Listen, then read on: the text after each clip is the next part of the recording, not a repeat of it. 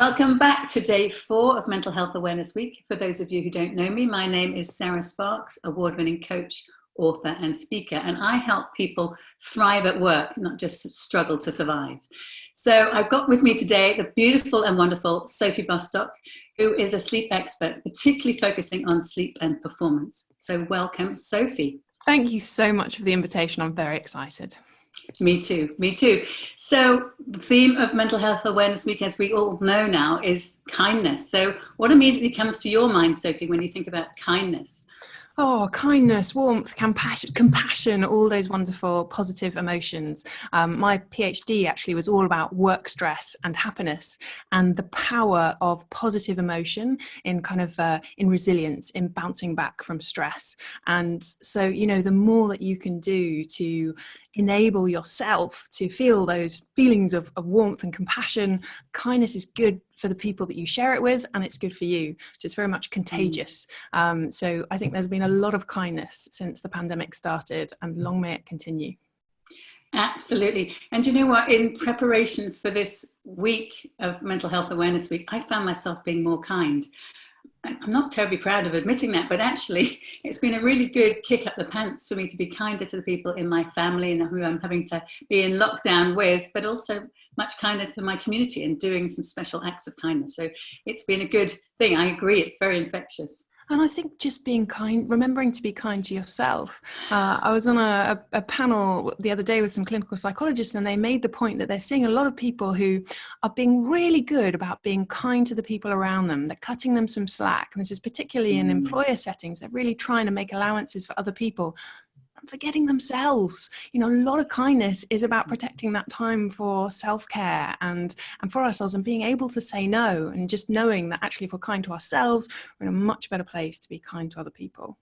Yeah, what's that phrase about pouring from an empty cup? You can't pour from an empty cup, and actually looking after ourselves and being kind to ourselves is important. And also, I don't know about you, but it often gets to the bottom of the pile. Well, it certainly used to, not so much anymore, I have to say. Good. And I know you work with organizations all the time. What have you noticed that they are doing to be kind in the workplace? Well, we were discussing before we came online, I've never been busier with webinars, which I'm genuinely not sure whether this is a direct reaction to the pandemic or actually Mental Health Awareness Month, which is getting much more awareness as we go along.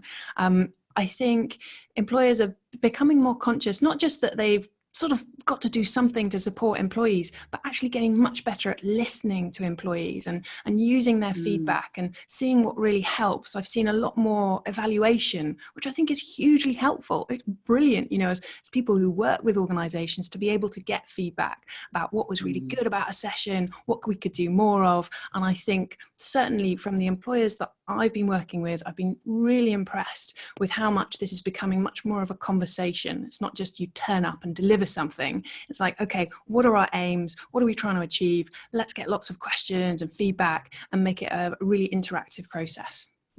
That's really good to hear, isn't it? Because, one size doesn't fit all, and it needs to be a conversation, doesn't it? Because actually, many organizations have to have a wide range of offerings in order to be able to accommodate everything that people need. So it's really good to hear that you're experiencing that in the field.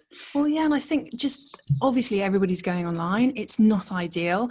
Everybody would kind of much rather have this very much a face-to-face, in-person relationship, but there are huge advantages. I mean, the fact that you can host a webinar and you can reach people around the globe.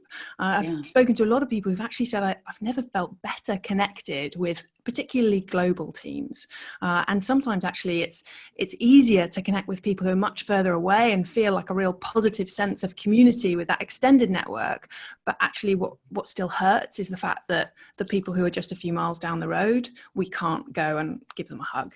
I think that's very tough. It is very tough, isn't it?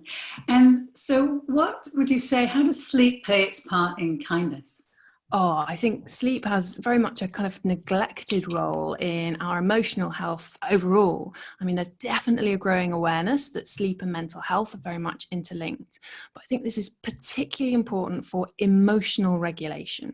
So we know that if you're sleep deprived, the area of your brain that controls your emotion and kind of switches on your fight or flight stress response essentially becomes more twitchy. You get more sensitive to stress. Mm-hmm. So Mm-hmm. anything which, after a good night's sleep, you might have taken in your stride.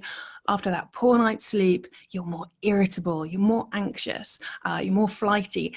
And that happens not just during the day, but also at night. So sleep deprivation itself kind of acts as a stressor, and you can get kind of stuck in these negative cycles. So in terms of kindness, if you're better able to regulate your emotions, it also means that you have more self-control. You're less likely to be impulsive, less likely to kind of snap at people, and you're actually better at empathizing with other people. There's some really interesting research that shows when we haven't slept so well, we're less sensitive to other people's facial expressions. And so, if you're in a boardroom or even just at home sitting around the kitchen table and you see someone who's got kind of a bit of a blank face, if you've had enough sleep, you might just think they're bored. If you haven't slept well, you're more likely to interpret that face as threatening. And so what happens? You get defensive, or perhaps you get aggressive, and it can lead to more conflict. And there's research showing that if you have people who haven't slept so well, they're more likely to get engaged in arguments, and they're more likely to be negative and accusatory in those arguments. So in terms of being kind to each other and developing strong supportive relationships, I think sleep is foundational. Does sound like it, doesn't it? And it does take me back to times when I haven't had enough sleep and how short-tempered I have been and not able to control my emotional responses. So it's absolutely true, for sure. So how are you kind to yourself? I think I've got much better at it over time. Like most people, I think, who have experienced perfectionistic traits and always trying to do our best. I think I had a history of definitely working too hard, working, really early in the morning, late at night, and really neglecting sleep. And that has changed now. I spend my days evangelizing about sleep, and I really do protect it to the extent that I frequently have sleep holidays in the other room from my partner, because if I sleep with him, I don't sleep so well, and I just know that I feel better after a good night's sleep. So I protect time for sleep. That's the first thing. And I'm really conscious, particularly at the moment when our mobility is limited. We're supposed to be staying inside more, to really try and make the most of sunlight and getting outside, because I think for me, time outside, you get more serotonin from natural daylight, and also physical activity, fuels you with endorphins, makes you feel good. So I always try and start my day with some form of exercise, even if it's just a quick walk. But I pushed back this call this morning because I knew I wanted to go for a bike ride, and that was my self-care before a busy day. I'm like, right, I'm going to do something that makes me feel good. I'm so pleased to hear that you did just that, because I suspect it's not always been that way. You did talk about a period of time when you were pushing yourself. And what were the consequences of that for you? I definitely must have come pretty close to burnout. I think I'd worked my socks off to the point where then I needed a holiday to sort of restore my energy levels and my passion for work. And I'd go on holiday and then I'd repeat exactly the same cycle. But I think over time, I was actually getting more worn down. And I was working for a company that I loved. And this is so often the case. If you're kind of mission driven, it feels like, oh, the mission is really important. But I definitely wasn't doing a good enough job at looking after the people around me as well as myself. And ultimately, I actually had a climbing accident. I was so sleep deprived that I ended up making a few cock-ups, shall we say, on a climbing trip, and I had quite a serious accident. I smashed up my ankle for 6 months. I couldn't really properly walk. I've now got 3 titanium pins in my ankle as a reminder to really look after myself. And I think that period of 6 months where I really had to slow down, I caught up on all my sleep. I had so much time to think about what was important to me. And it totally changed actually the way that I look after myself and my kind of mission, I guess.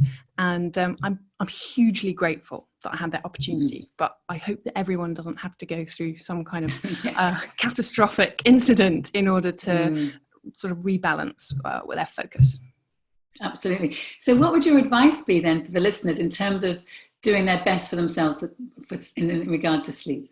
Oh, sleep is the easiest of all the pillars of health that you could choose to make yourself feel good and also improve your physical underlying health. Sleep is by far the simplest. You don't need to buy anything.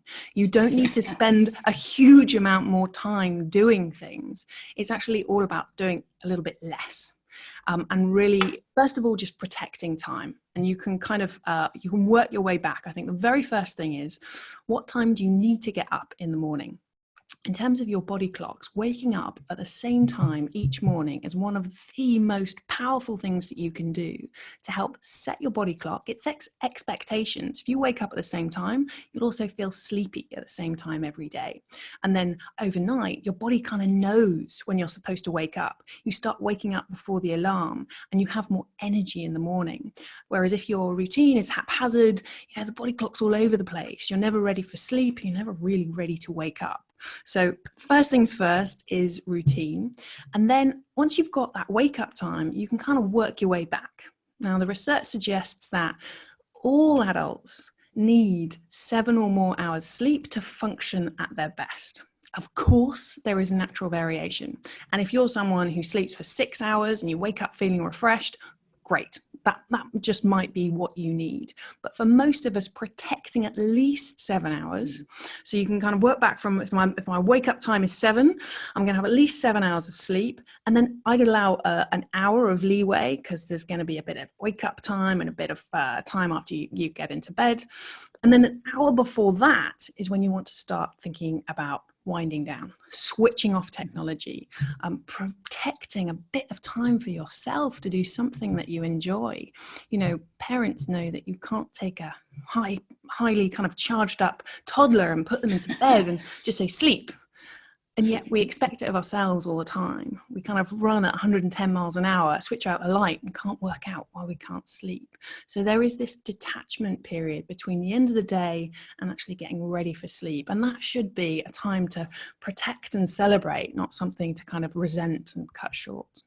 Absolutely. Which reminds me, Sophie, I have been listening to you reading bedtime stories. And oh my goodness, if anyone hasn't listened in yet, you absolutely should. This is absolutely beautiful. So thank you so much. The last chapter is today. It's the first bedtime story I've written. I have immensely enjoyed it. But, I love reading. And I think reading is one of these very simple, neglected pastimes. I think parents sort of re-engage sometimes when they have young kids with reading. I certainly, because there's so many ways of consuming information now, I'd kind of forgotten about it a little bit. But actually just protecting, one study found that 6 minutes of reading is enough to kind of reduce muscle tension and help you kind of feel calm. So just a small amount of reading before bed can really help. I love that idea. Which brings me on to, we've set the audience a challenge to be either doing or looking out for an act of kindness. So what comes to your mind when we think about what you could do? Well, I've been really impressed with some of the acts of kindness towards key workers. I think we all want to find a way to kind of say thank you. And one of the campaigns that I came across was started by Mark Beaumont, who holds the record for cycling around the world. And he kind of started this campaign where he's like, look, I want to do something. And he recruited a group of 80 cyclists to cycle in one day the entire distance around the globe, 18,000 miles. And the idea was that they all raised sponsorship, but that was on the first Thursday. And then the following week, they decided to do it again.